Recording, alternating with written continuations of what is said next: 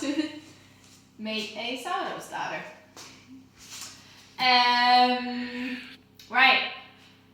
So we talked about it a little bit the other evenings, but basically what you might have found is that your sourdough starter was nice and bubbly on day 2 or 3, and now here on day 4 or 5, suddenly it's not that active.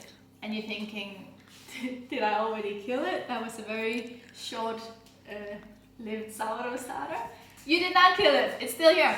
But basically what happens in your sourdough starter is that when you start cultivating it, what happens in the beginning is that the bacteria in there starts creating all these air pockets, but they aren't strong enough. They're not like the yeast, they're not strong enough to do the actual proving of your bread, but it looks like it's yeast, and you're thinking, but also someone pointed out, it doesn't smell that nice, right? Shannon said that her whole garret stunk, like someone else was saying, it didn't smell very nice, but this is all the bacteria that's in there. It takes a while, which is why we keep repeating this, it takes a while to cultivate the actual yeast in there. So do not despair, this will happen. But I hope that explains a bit. Hey Sue. I hope that explains a bit why it feels like, you know, you're doing great and it's bubbly and suddenly like slightly comes crashing down. But don't worry about it, it's gonna come up again, and we need to make it stable. We don't want it to be crashing up and down. We want a stable sourdough starter that's fairly reliable. Right, cultivate the yeast, exactly. So, what's gonna happen now? I feel like I hope everyone knows by day 5 is we're gonna get rid of half of it.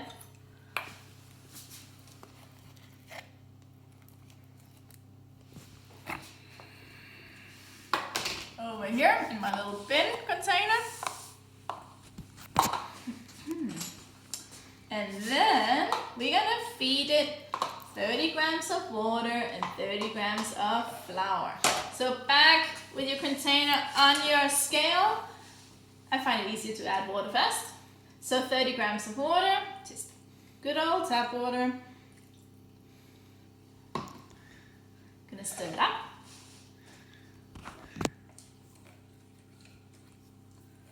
And also I'm hoping, well, you can put that in the comments, but I hope that yours doesn't stink so much day 5. It's more like a day 2 or day 3 thing. Hey Gina!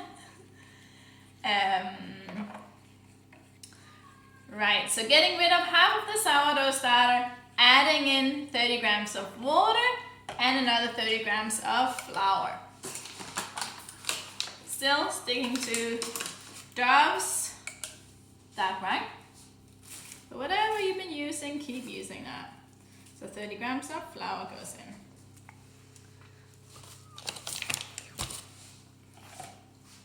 Just stir it up. So I made a plan, guys, and let's see if it works for you. But basically, the plan is on Saturday morning, so next week, we're gonna make the pre-ferment together here on Instagram. Takes only a few minutes. Then Saturday night, about 8 to 10 hours later, we're gonna meet up and we're gonna make the actual dough. And then Sunday morning, we're gonna bake it off. Yeah, I normally keep everything at room temperature in my kitchen. Don't try and put it in the airing cupboard and stuff. That can go a little bit funky. And you don't want, I mean, having a garage that smells funky is not great, but having an airing cupboard that smells funky is really not great. So don't do that. And don't put it on top of radio or anything like that. Right, so porridge consistency for my sourdough starter. Hey, Priscilla! Right, because this is very short, I'll do a quick little recap of everything. First of all, I think it's important to get our heads around that no one killed the sourdough starter just yet. But what was happening on day 2 or day 3 was just that the bacteria was bubbling up in your sourdough starter. So there's going to be a lot of different bacteria in your sourdough starter, but there's going to be the very acidic bacteria which smells quite a bit. And then there's going to be the more like milk bacteria in there that smells a bit more sweet. And those are the kind of bacteria that's also going to be in your bread when it's baked. And the acidic bacteria is why we call it sourdough bread. It's why it has a long shelf life and all these things. We're going to come back to that when we start baking together. But basically that's why your sourdough starter was bubbling nicely on day 2 or 3 and you're thinking, I nailed it, I don't have to log into View Maria doing more of this because I totally know what I'm doing. And then day 4, nothing was happening. Don't worry about it, that was just the bacteria. We want to cultivate the yeast, which is why you came back on day 4 and day 5, because we want this to bubble up.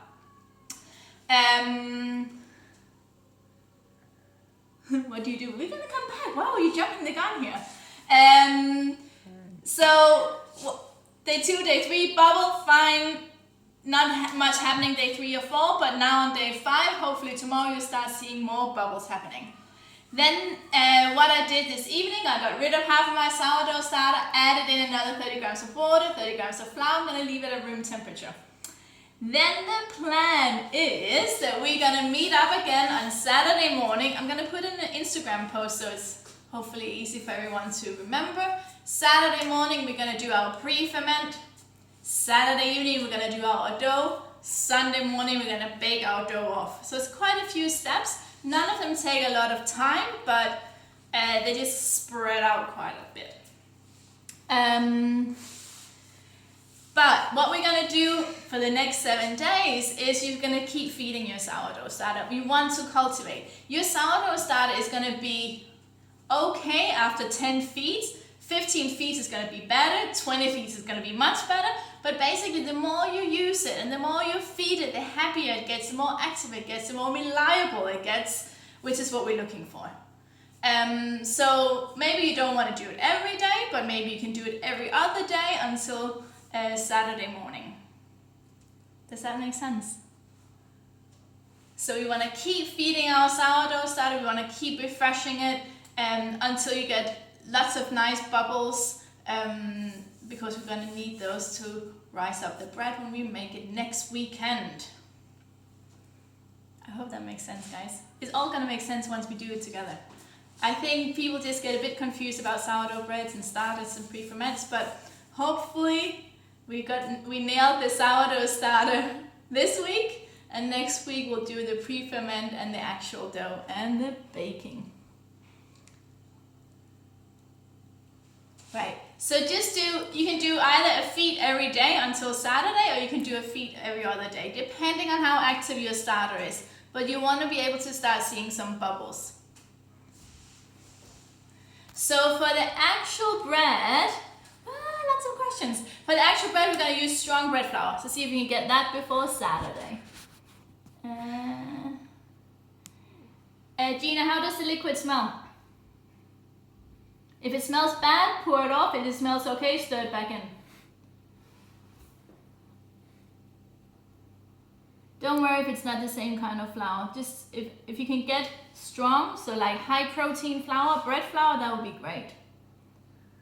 If you're behind on feeding, that doesn't matter. You can just keep doing midday every day. It's not a big deal. Strong bread flour. So we're looking to use high protein flour. So high protein flour is at least 12 grams of protein per 100 grams, between 12 and 14. So when you go to the supermarket, or the supermarket delivers to you, just have a little look at the flour bag, and it needs to say the protein content, and we're looking for at least 12 grams. Right. What is Gina saying?